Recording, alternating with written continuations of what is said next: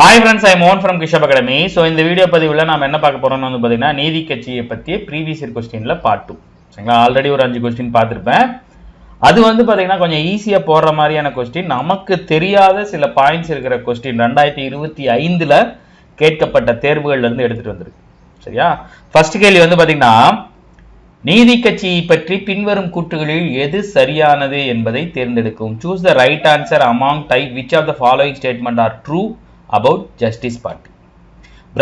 பிராமணர் அல்லாதவர்களின் நலன்களை காக்க ஆகஸ்ட் 1917இல் தென்னிந்திய தாராளவாத கூட்டமைப்பு என்ற கட்சியை ஏற்பாடு செய்தார். In order of safeguard the interest of non-Brahmins in August 1917 to organize a party called the South Indian Liberal Federation.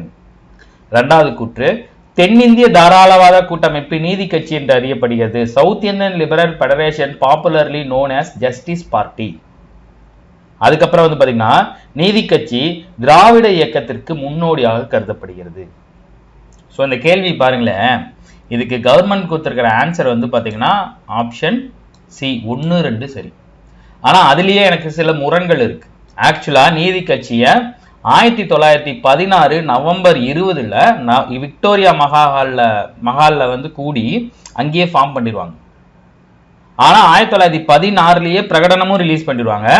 17ல அதோட முதல் மாநாடு நடைபெறும். சோ இதனால இந்த கேள்வி வந்து பாத்தீங்கன்னா இங்க பாருங்க, 1 தவறுங்கிற மாதிரி எங்கேயுமே ஆப்ஷன் இல்லை. எங்கேயாவது இருக்கா? 1, 1, 2, 1, 2, 3 இவங்க என்ன கேட்கறாங்க? சரியானதுன்னு கேட்கறாங்க. ஸோ ஆப்வியஸ்லி 1 வந்து பாத்தீங்கன்னா இவங்க கொடுத்ததே தவறு. 1916 தான் வரும்.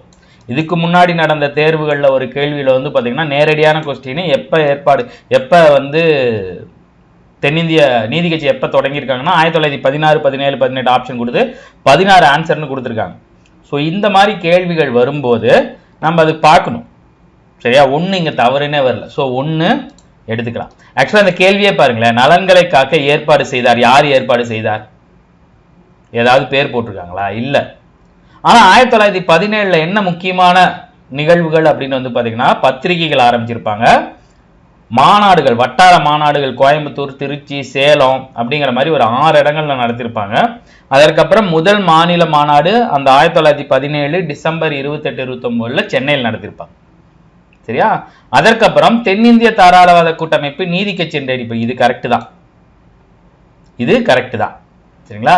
நீதி கட்சி திராவிட இயக்கத்திற்கு ஒரு முன்னோடியாக கருதப்படுகிறது அப்படின்னு சொல்றாங்க. ஆக்சுவலி அது ரைட்டு தான். ஆனா இவங்க ஆப்ஷன் 1, 2 மட்டும் தான் கொடுத்துருக்காங்க. ஸோ எல்லா திராவிட இயக்கத்திற்கும் முன்னோடின்னு வந்து பாத்தீங்கன்னா நீதி கட்சிக்கு முன்னாடி சில இயக்கங்கள் இருக்கு. ஒருவேளை அதை மனசுல வச்சு கொடுத்துருக்கலாம். நீதி கட்சிக்கு முன்னாடி பிராமணர் அல்லாதோர் இயக்கம்னு 1909ல ஆரம்பிச்சிருப்பாங்க. ஆதி திராவிட மகாஜன சபை அப்படின்னு சொல்லிட்டு 1893ல அயோத்திதாசர் பண்டிதர் ஒன்று ஆரம்பிச்சிருப்பாரு. அதற்கு முன்னாடி 1883 நினைக்கிறேன், 83, 82 காலகட்டங்கள்ல ஜான் திரவியமும் அயோத்திதாசர் பண்டிதரும் திராவிடர் கழகம்னே ஒன்று ஆரம்பிச்சிருப்பார். ஸோ அந்த ஆங்கிள் நாம எடுக்கும் போது நீதி கட்சி திராவிடத்திற்கு ஒரு முன்னோடி தான். ஆனா அதற்கும் முன்னோடியான கட்சிகள் இருக்கு. சரியா? இந்த மாதிரி கேள்விகள் வரும்போது இதுல நம்ம கொஞ்சம் குழம்புவோம். சரியா? ஆனா இவங்க கீ வந்து பாத்தீங்கன்னா இதை போட்டிருக்காங்க. எதுக்கும் இந்த கொஸ்டின் வந்து பாத்தீங்கன்னா ரிப்பீட்டா கேட்கலாம், பார்த்து வச்சுங்க. சரியா? ஸோ அடுத்த கேள்வி இங்க பாருங்க, இது குரூப் 1 2025 நடந்த ஒரு குரூப் 1ல கேட்கப்பட்ட ஒரு கேள்வி. புத்தகங்கள் அதை பொறுத்துக அப்படின்னு கேட்டிருக்காங்க. இது நமக்கு தெரியாது. சரியா? இருந்தாலும் இந்த கேள்வி வந்து பாத்தீங்கன்னா ரொம்ப முக்கியமான கேள்வி. ஏன்னா நீதி கட்சியை பற்றிய புத்தகங்கள் கொடுக்கப்பட்டிருக்கு. சரியா?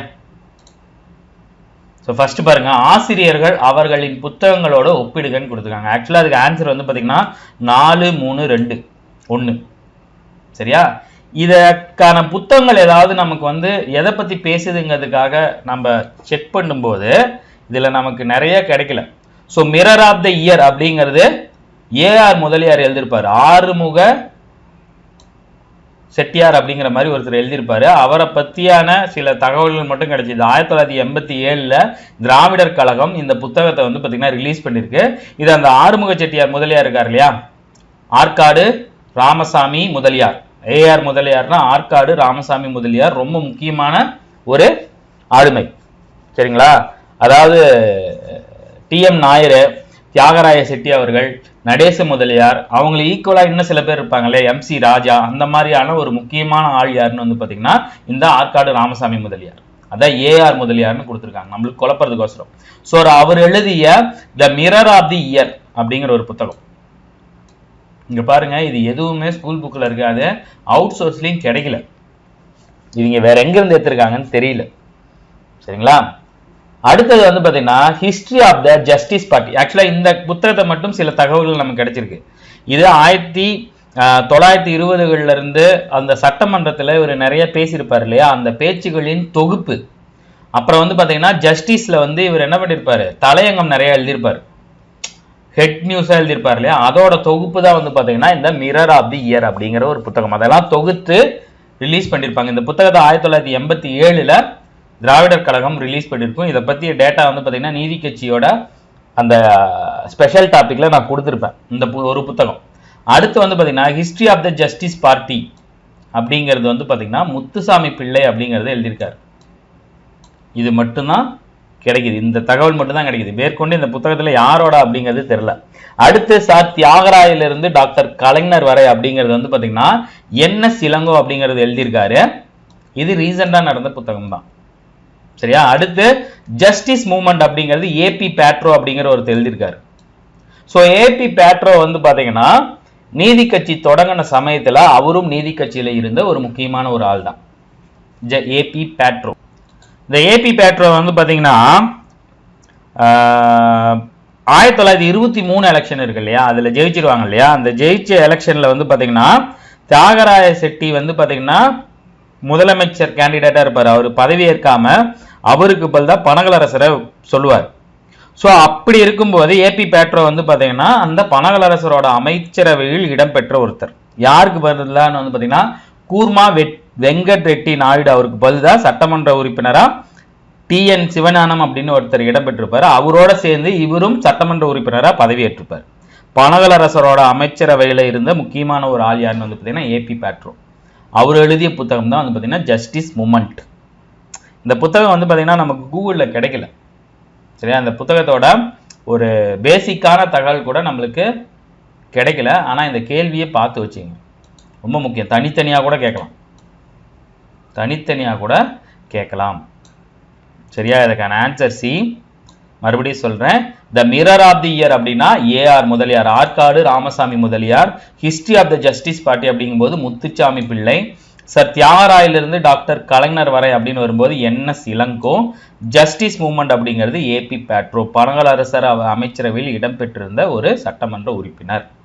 2025 குரூப் 1ல இந்த கேள்வி கேட்டாங்க. சரியா? ஸோ அடுத்த கேள்வி, இந்த கேள்வி நம்ம முன்னாடியே மேலேயே பார்த்துட்டோமா? ஆமாம், மேலேயே பார்த்துட்டோம். ஸோ அடுத்த கேள்வி வந்து பார்த்தீங்கன்னா ஒரு கூற்று அசெஷன் வந்து பார்த்தீங்கன்னா Justice Party opposed to home rule movement of Annie Besant. Justice Party feared the dominion status would give more powers to Brahmins. Reason தமிழ்ல நீதி கட்சி அன்னி பெசன்டின் தன்னாட்சி இயக்கத்தை எதிர்த்தது. காரணம் டொமினியன் அந்தஸ்து பிராமணர்களுக்கு அதிக அதிகாரத்தை வழங்கக்கூடும் என்று கவலைப்பட்டது. இதற்கான ஆன்சர் வந்து பார்த்தீங்கன்னா சரியான விளக்கம். சரிங்களா? ஏன் அப்படின்னா நீதி கட்சியும் அன்னி பெசன்ட் அவர்களோட அந்த தன்னாட்சி இயக்கம் ரெண்டும் 1916களில் தான் ஆரம்பிச்சிருப்பாங்க. ஒரு கட்சிக்கு இன்னொரு கட்சிக்கு ஆவாது சண்டை போட்டுக்கிட்டே இருப்பாங்க. ஆக்சுவலா அன்னி பெசன்ட் அம்மையார் வந்து பார்த்தீங்கன்னா பிரம்ம சமாஜத்தை இது பண்ணி வருவாங்க இல்லையா, அவங்க இந்து சனாதனத்தின் மீது மிகப்பெரிய நம்பிக்கை கொண்ட ஒரு பெண்மணி. அவங்கள என்ன சொல்லுவாங்க, நீதி கட்சி வந்து பார்த்தீங்கன்னா அவங்கள அயர்லாந்து பிராமண பெண்மணி அப்படின்னு சொல்லி பயங்கரமா வசைப்படும். ரெண்டு பேரும் சண்டை போட்டுக்கிட்டே இருப்பாங்க. அன்னி பெசன்ட் அம்மையார் அவர்கள் தன்னாட்சி இயக்கத்தை வந்து பார்த்தீங்கன்னா கொண்டு வந்து தன்னாட்சி வேணும் அப்படின்னு சொல்லுவாங்க. காங்கிரஸுக்கு ஆதரவாளர்கள், நீதி கட்சி காங்கிரஸ்க்கு ஆப்போசிட். இவங்க தன்னாட்சி மூலமா வந்து பாத்தீங்கன்னா டொமினியன் அந்தஸ்து கொண்டு வந்தா அது மறுபடியும் பிராமணர் கையிலுக்கு தான் போகும், ஏழை எளிய மக்களுக்கு பிராமணர் அல்லாத மக்களுக்கு அது போகாது அப்படின்னு சொல்லி பயங்கரமா கவலைப்பட்டிருப்பாங்க. இவங்க ரெண்டு பேரும் மாத்தி மாத்தி இவங்க அந்த நியூ இந்தியாவிலையும் நீதி கட்சி ஜஸ்டிஸ்லயும் வந்து பாத்தீங்கன்னா நாயரும் அன்னி பெசன்டும் பத்திரிகையிலே பயங்கரமா வாக்குவாதங்கள் பண்ணிக்குவாங்க. இவங்களோட பிராமணர் அல்லாத பிரகடனத்தை வந்து அன்னி பெசன்ட் அம்மையார்கள் இந்த பிராமணர் அல்லாத பிரகடனம் மூலமாக நீதி கட்சி சீக்கிரமே சாவும் அழியும், மரணம் அடையும் அப்படின்னு சொல்லியிருப்பாங்க. இவங்க வந்து பாத்தீங்கன்னா இவங்க ஒரு அயர்லாந்து பிராமின், இவங்க அயர்லாந்தை சேர்ந்த பெண்மணி கிடையாது, இவங்க ஒரு பிராமின் அப்படின்னு சொல்லி பயங்கரமா ரெண்டு பேரும் போட்டி போடுவாங்க. ஸோ நீதி கட்சிக்கும் அன்னி பெசன்ட்டுக்கும் ஆகாது, நீதி கட்சிக்கும் தன்னாட்சி கழகத்துக்கு ஆகாது, நீதி கட்சிக்கும் சுயராஜ்ய கட்சிக்கும் ஆகாது, நீதி கட்சிக்கும் காந்திக்கும் ஆகாது. காந்தியை வந்து பார்த்தீங்கன்னா நீதி கட்சி குழப்பத்தின் தந்தை அப்படின்னு சொல்லி பேசியிருப்பாங்க. ஒத்துழையாமை இயக்கத்தோட ஒத்து போக மாட்டாங்க நீதி கட்சி. இவங்க நீதி கட்சி ஆரம்பத்துல இருந்து என்ன பண்ணுவாங்க, பிராமணர் அல்லாதவர்களுக்காக இதுன்றனால காங்கிரஸை கண்மூடித்தனமா எதிர்த்துட்டு தான் இருப்பாங்க. இவங்களுக்கு வந்து பாத்தீங்கன்னா ஆங்கிலேய அதிகாரிகள் சில கொஞ்சம் காங்கிரஸுக்கு ஆப்போசிட்டா நீதி கட்சிக்கு ஆதரவா சில இடங்கள்ல நடந்துப்பாங்க. சரிங்களா? நீதி கட்சி 1920, 23 எலெக்ஷன்ல தான் ஜெயிக்கும். அதுக்கப்புறம் அவங்க வந்து பாத்தீங்கன்னா நிறைய இடங்கள்ல தோத்துட்டு தான் போவாங்க. சுயராஜ்ய கட்சி ஆட்சி அமைக்காதனால ஆங்கிலேயர்களோட அந்த நியமன உறுப்பினர் இருக்காங்களா, அவங்க மொத்த பேரும் நீதி கட்சிக்கு ஆதரவு கொடுப்பாங்க. ஸோ அப்போ ஆட்டோமேட்டிக்காக நீதி கட்சி என்ன பண்ணும், இதில் வந்துடும், மெஜாரிட்டியில் வந்துடும். சரியா? ஆனால் அவங்க ஆரம்பத்திலேருந்தே 23லேருந்து அவங்க கொஞ்சம் சிறுபான்மை அரசாங்கமாக தான் இருந்திருப்பாங்க. சரியா? ஸோ பேக் எண்டு தெரிஞ்சுங்க. ஸோ அடுத்த கேள்வி, இதுவும் 2025 நடந்த ஒரு குரூப் 1ல் கேட்கப்பட்ட ஒரு கேள்வி, ரொம்ப முக்கியமான கேள்வி. சரியா? இந்த பாயிண்டை எப்படி விட்டேன்னு தெரியல, நான் இந்த டிஎம் நாயர் அவங்கெல்லாம் கொடுக்கும்போது இந்த பாயிண்டை நான் உங்களுக்கு கொடுங்க. கூட்டு குழு தேர்வு அப்படின்னு ஒன்று ஆரம்பிச்சிருப்பாங்க. இந்த கொஸ்டினை முதல்ல பார்க்கலாம். The members of Justice Party were sent to meet. ஒரு நிமிஷம். The members of Justice Party were sent to meet Joint Select Committee in London for finalize Government India Act. Government India Act அப்படின்னா மாண்டேகி சேம்ஸ் board system. சரியா? அதாவது என்ன சொல்றாங்கன்னா 1919ஆம் ஆண்டு இந்திய அரசு சட்டத்தை இறுதி செய்வதற்காக அமைக்கப்பட்ட கூட்டு தேர்வு குழு லண்டன்ல அமைச்சிருப்பாங்க. அத லண்டனில் சந்திக்க சென்ற நீதி கட்சி உறுப்பினர்கள் யாருன்னு கேட்டிருக்காங்க. சரியா? யாருன்னு வந்து பாத்தீங்கன்னா ஏஆர் முதலியார்னு கொடுத்திருந்தாங்களா, ஆற்காடு ராமசாமி முதலியார், கோகோ அப்பாராவ், துளசிராம். ஆக்சுவலா 4 பேர் போயிருப்பாங்க. யாரு? 4 பேர் போயிருப்பாங்க. அதுல இன்னொரு ஆள் ஒருத்தர் இருக்காரு, அவர் பேர் வந்து பாத்தீங்கன்னா கூர்ம வெங்கரெட்டி நாயுடு. கூர்ம வெங்கரெட்டி நாயுடு. சரிங்களா? அவரும் நீதி கட்சியில இருந்திருப்பாங்க. இவங்க எதுக்கு போவாங்க அப்படின்னா, மாண்டேகி சேம்ஸ் போர்டு சீர்திருத்த சட்டம் இந்திய அரசாங்க சட்டத்தின் மூலமா தான் இரட்டை ஆட்சி அறிமுகப்படுத்தப்பட்டு 1920 எலெக்ஷன் வரும். இவங்க என்ன சொல்லுவாங்க, அங்க போய் எங்களுக்கு வகுப்பு வாரி பிரதிநிதித்துவம் வேண்டும், எங்களுக்கு தனி தொகுதிகள் வேண்டும், வகுப்பு வாரி பிரகாரம் தேர்தல் தொகுதிகள் ஒதுக்கப்பட வேண்டும், அரசாங்க பணிகளில் வகுப்பு வாரி பிரதிநிதித்துவ ஆணையை நீங்க கொண்டு வரணும் அப்படின்னு சொல்லிட்டு நீதி கட்சியை சேர்ந்த 4 உறுப்பினர்கள் அங்க போவாங்க. ஆக்சுவலா நீதி கட்சியை சேர்ந்த 4 உறுப்பினர்கள் யாராரு? ஆற்காடு முதலியார், கோகோ அப்பாராவ், துளசிராம். 1, 2, 4. இன்னொரு ஆள் வந்து பாத்தீங்கன்னா கூர்ம வெங்கட நாயுடு. சரியா? ரொம்ப முக்கியமான ஒரு தகவல். சரியா? பார்த்து வச்சுங்க, ரொம்ப முக்கியம். ஸோ அடுத்த கேள்வி வந்து பாத்தீங்கன்னா எம்சி ராஜாவை பத்தி. சரிங்களா? எம்சி ராஜா தலைவர் இருக்கார் இல்லையா, அவரை பற்றிய ஒரு கேள்வி. ஆனா அவரும் நீதி கட்சியில இருந்தவர் தான். The first SC person from Tamil Nadu to represent Tamils in the Legislative Council in 1920 was. 1920 சட்டமன்ற மேலவையில் தமிழர்களை பிரதிநிதித்துவப்படுத்திய தமிழ்நாட்டைச் சேர்ந்த பட்டியல் சாதியைச் சேர்ந்த முதல் பிரதிநிதின்னு கேட்டிருக்காங்க. யாருன்னு வந்து பாத்தீங்கன்னா எம்சி ராஜா. டாக்டர் சுப்பராயன் வந்து பாத்தீங்கன்னா யாரு? சுயேட்சி அரசாங்கத்தை ஆரம்பிச்சவர். ஸோ எம்சி ராஜா அவர்களை பற்றி சொல்லணும் அப்படின்னு வந்து பார்த்தீங்கன்னா, இவர் என்ன பண்ணுவார் அப்படின்னா 1920, 23 வந்து பார்த்தீங்கன்னா சட்டமன்ற உறுப்பினராக தேர்ந்தெடுக்கப்பட்டுவார். அதுக்கப்புறம் நீதி கட்சி தலைவராக தேர்ந்தெடுக்கப்பட்டுவார். அவர் வந்து பார்த்தீங்கன்னா முழுவதும் வந்து பார்த்தீங்கன்னா இவரை பட்டியல் இனம் அவரை இதை சார்ந்த நிறைய விஷயங்களை கொண்டு வந்திருப்பார். அதுக்கப்புறம் இவர் சொன்ன சில விஷயங்களை அவங்க ஏற்றுக்க மாட்டேங்கிறாங்கன்னு சொல்லிட்டு 24 நீதி கட்சி விட்டு வெளியே வந்துடுவார். அதற்கு அப்புறமும் வந்து பாத்தீங்கன்னா நிறைய இடங்கள்ல அவர் சட்டமன்ற மேலவை உறுப்பினராக தேர்ந்தெடுக்கப்படுவார். நீதி கட்சி வந்து பாத்தீங்கன்னா பஞ்சமர், தீண்டத்தகாதவர்கள் அப்படின்னு சொல்லி ஒதுக்க வைக்கப்பட்ட இந்த இவங்களுக்கு வந்து ஆதிதிராவிடர் அப்படிங்கிற ஒரு சமூக அந்தஸ்தை வழங்கியது நம்ம பார்த்துருப்போம். சரியா? அந்த வழங்குறதுக்கு காரணமா இருந்த அந்த தீர்மானத்தை கொண்டு வந்தவர் யாருன்னு வந்து பாத்தீங்கன்னா இந்த எம்சி ராஜா அவர்கள். சரிங்களா? மயிலை சின்னத்தம்பி ராஜா அப்படின்னு சொல்லி சொல்லுவாங்க. சரியா? அப்புறம் இன்னொரு முக்கியமான விஷயம் என்னன்னு வந்து பார்த்தீங்கன்னா 1921 வகுப்பு வாரி அரசாணை கொண்டு வரும். சரிங்களா? இவரோட அரசாங்கம், சுப்ராயலு ரெட்டியோட அரசாங்கம். சரிங்களா? நீதி கட்சியோட அரசாங்கம். அதில் வந்து பார்த்தீங்கன்னா பிராமணர் அல்லாதவர்களுக்கு இடஒதுக்கீடு அப்படிங்கிற விஷயத்தை கொண்டு வரும். MC ராஜா அவர்கள் என்ன கேட்பார் அப்படின்னா, நீங்க இந்த இடஒதுக்கீட்டிலேயே பட்டியல் ஜாதியினருக்குன்னு தனியான ரிசர்வேஷன் கோட்டா வேணும் அப்படின்னு சொல்லி கேட்பாரு. அதை கொடுக்க மாட்டாங்க. அதனால என்ன பண்ணுவார்னா 1923 நீதி கட்சி விட்டு வெளியே வந்துடுவார். சரியா? அதற்கு அப்புறம் வந்து பார்த்தீங்கன்னா ஆங்கில அரசாங்கம் இவரை நிறைய பெரிய பதவிகளில் போடும். இவர் நாக்பூர் போய் 1925 அகில இந்திய அளவில் வந்து பார்த்தீங்கன்னா பட்டியல் ஜாதியினருக்காக ஒரு கூட்டமைப்பை தொடங்குவார். ரொம்ப முக்கியமான ஒரு ஆளுமை. சரிங்களா?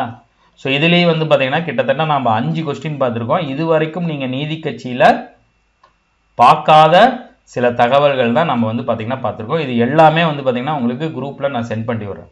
இந்த கொஸ்டின்ஸு, இதற்கான ஆன்சர்ஸு, அப்புறம் நீதி கட்சியோட ஸ்பெஷல் டாபிக்ஸு. சரியா?